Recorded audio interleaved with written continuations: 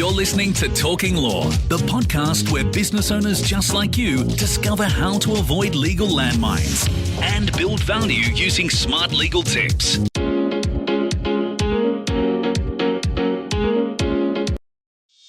Hi, it's Joanna Oakey here and welcome back to Talking Law, a podcast proudly brought to you by our commercial legal practice, Aspect Legal. In this episode of Talking Law, we look at the concept of implementing a board into the management of your business. So if you are a growing or mature business and you haven't yet got a board on board, this one's for you. Now, today we are talking about when you should start thinking about implementing a board into the management of your business. And to talk about this topic, we have on board Michael McGrath from Oasis M&A. Now, Michael has a wealth of experience in this area, coming from years of running and exiting his own business and then later in assisting other business owners to do the same thing. And recently I was lucky enough to welcome Michael onto our sister podcast, The Deal Room, where I chatted to him about his own experience with growing and then selling businesses. And we discussed how a non-traditional valuation model helped Oasis to secure a sale for one of their clients for 28 times EBIT. Yes, that's right, 28 times. Now you can hear all about that story and more in episodes 78 and 79 of The Deal Room podcast. To find that, just check out your favourite podcast player or go to www.thedealroompodcast.com. But in this episode of Talking Law, I continue my discussion with Michael, taking a closer look at the role of timing in a business sale transaction and the importance or potential value of considering establishing a management board within your business. To kick things off, I asked Michael whether there is ever a right time to sell a business. By that, I meant, are there pointers in the life cycle of a business that make a particular time better to exit than another?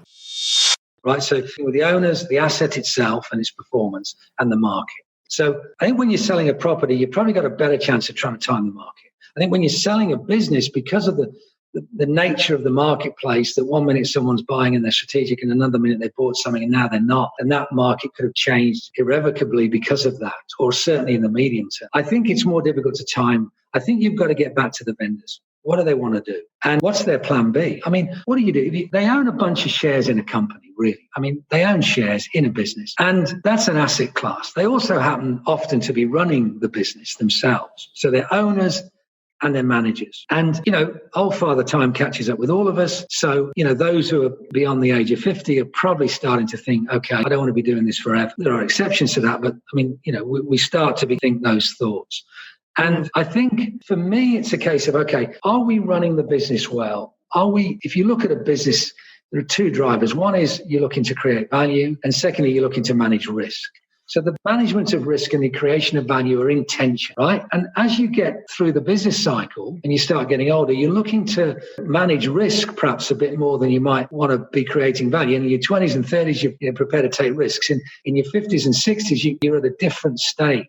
So the management of risk and the creation of value need to be held in tension, and that tension needs to be proportionate and appropriate to where the owners are in their own sort of journey. And selling the business, for a big lump of cash is great, and that's a happy ending for everyone. But if that's not possible, or not possible in the time frame that the owners have determined, then you've got to start to look at alternatives. And for me, that's about getting creative around putting the business under management or moving back to part-time, perhaps creating a board. So it's not either or. You're not saying either I'm going to sell it or either I'm going to start to think about running the business differently without me front and center. You need to be doing both those. And the reality is that if you do that second bit well, you start to become more attractive to the market. Maybe you've got to revisit the market periodically to see what's going on, because things change. 3-4 months, things could have changed. We often go and speak to acquirers and say, I'm not acquiring at the moment, but speak to me again in June or speak to me again in January. Well, that could be a different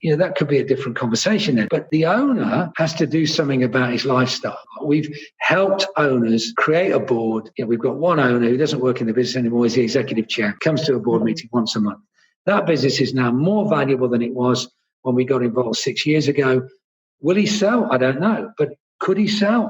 Increasingly so, right? At the moment, he's pretty happy. He's got a CEO. The business is growing. The risks are being managed properly. And I think we're creating some value. So that's been a good alternative to him than trying to sell a business at the wrong stage in its cycle or selling for a price that doesn't seem to be very attractive. That's a really great point. And earlier you talked to us about having option B, and now you're obviously expanding on what option B sounds like. But I think that's a really important, in many instances, I've seen businesses use option B as building that management team or building the board or finding ways to get themselves out of the business as a strategic way to get ready for sale, Yes. to make it a more saleable business. But certainly it makes it a better business to be in. So, does this play out very often? You're having people coming in looking to sell. You say, okay, well, market isn't really where maybe you want it to be at the moment. Could look better in 12 months' time if we make these changes. And they've changed the business to such an extent that they're actually really happy with it. It's changed their approach to the business moving forward. Yes. Look, I think owners generally are looking for good input. So,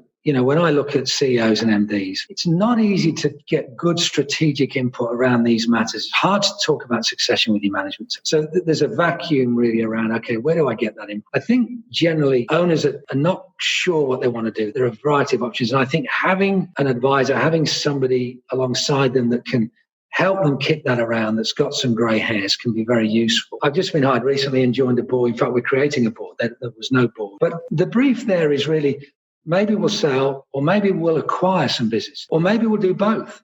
So it's very rarely black and white, but having some governance, having even a small board of 2 to start with, there's a monthly, all successful businesses around the world have board meetings, but small private businesses think it doesn't apply to them. My experience is in 1988, when we raised that money from Russell Smith, we had to start having board meetings. It was in the share purchase agreement. So I started having board meetings, I had to report. It was the best thing I ever did because I had to account, I had to think about the future. I had to measure against the future. And, Russell sharpened me up. And then since then, I've always had non-execs around who are not in the day-to-day, they're not in the weeds, and they're getting a fresh perspective, and they're conscious of the risks, the need to create value, but they're also conscious of the risks.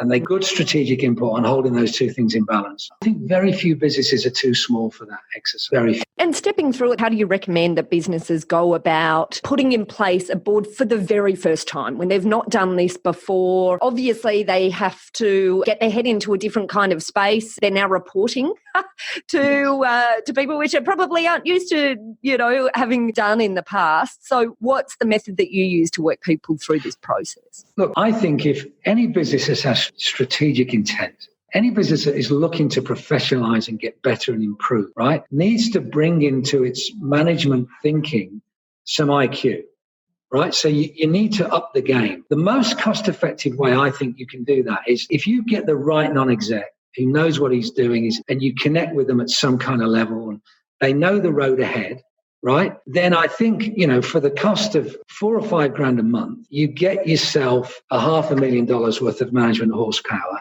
for what? Less than 50 grand, say.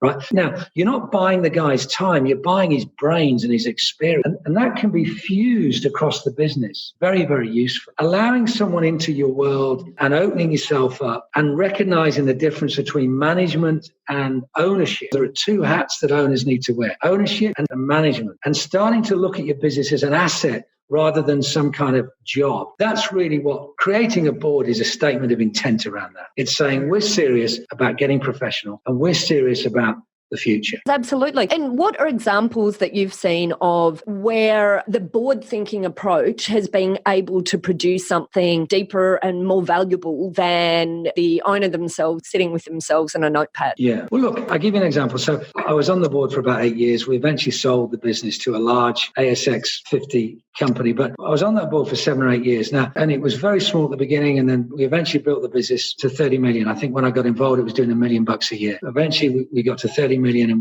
we were making some good money. And then we rode into that mining correction around 2011, 12. I don't know if you remember, but there was a big correction in mining.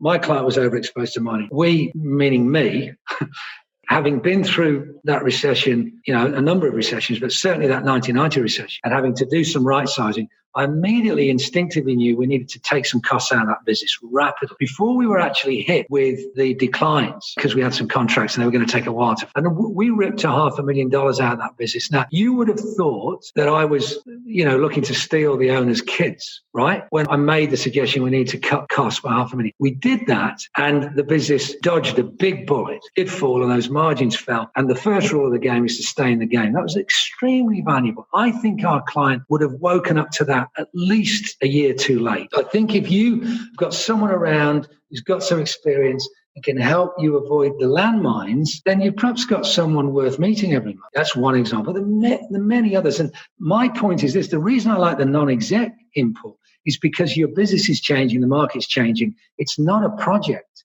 The only thing I know is that you're going to have problems. The problems will change. But ostensibly, businesses the bigger the problems you can solve, the bigger your business is going to get, really. You need to build a team out, I think, that says, okay, who's on my team? Who do I turn to? Who am I getting input from? Who's challenging my assertion in a good way, right? You've got to be constructive and positive. Now, I think great bang for buck. My business education has come from non-execs, basically. I got into my companies and sat and listened to. And, over time, it's been invaluable. It's been worth the admission fees. Yeah. Okay. Look, Mike, I just want to say a really big thank you for coming in today to talk to us about this area. I think a lot of our listeners out there in business at the moment, I see them doing it tough on their own with advisors in, but I think the idea of that continuity and that integration of non-execs, a board that, our owners then have to report to and then draw on the experiences of is just such an important point for, our listeners to really seriously contemplate. So if our listeners want to make contact with you to talk about your ideas in this area, what's the best way that they can make contact? Yeah, look, we have a website at www.oasisma.com.au, or you can email me on michael@oasisma.com.au. Yeah, we'd be more than happy to put that through with people, and we'll be very candid about the appropriateness of that sort of service depending on where the business was at and what it was trying to achieve, really.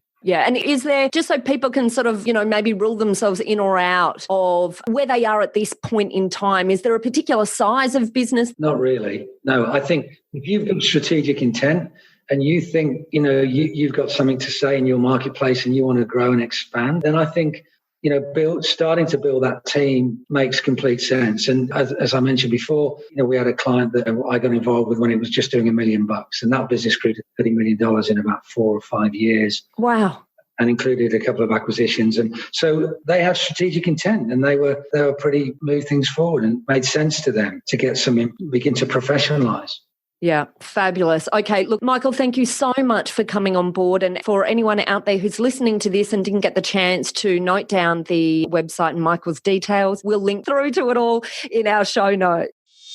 Well, that concludes the final part of our interview with Michael McGrath from Oasis M&A. Today we spoke about the difficulty of trying to perfectly time the sale of a business, as well as the potential benefits that can be derived from establishing a board within your business. We drilled into how the creation of a formal board can become a game changer for managing or even selling a business. And finally, we tapped into the importance of drawing on the experience of those around you to learn from their triumphs as well as their mistakes. If you'd like more information about this topic, then head over to our website at talkinglaw.com.au. There you'll get a link straight through to Michael McGrath of Oasis M&A, and you'll also there be able to find details of how to contact our lawyers at Aspect Legal if you'd like help with any of the items we covered today. And finally, if you enjoy what you heard, please pop over to Apple Podcasts or your favourite podcast player and leave us a review. And if you haven't subscribed, then make sure you hit subscribe as well. And if you're interested in the other episodes where I have spoken to Michael McGrath on our sister podcast, go and have a look for the Deal Room podcast and look for the episodes where I spoke to Michael, episodes 78 and 79. Well, that's it. Thanks again for listening in. You've been listening to Joanna Oakey and Talking Law. See you next time.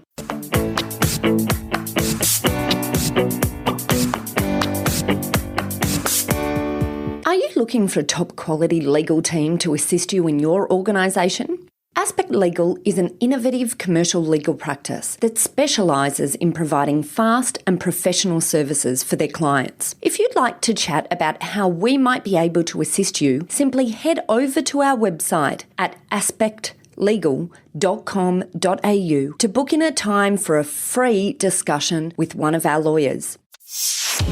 Thanks for listening to Talking Law. Tune in next time for more smart legal tips and tricks to keep you clear of those legal landmines. If you want to get a download of today's show notes, head over to talkinglaw.com.au. Are you looking for a top quality legal team to assist you in your organisation? Aspect Legal is an innovative commercial legal practice that specialises in providing fast and professional services for their clients. If you'd like to chat about how we might be able to assist you, simply head over to our website at aspectlegal.com.au to book in a time for a free discussion with one of our lawyers.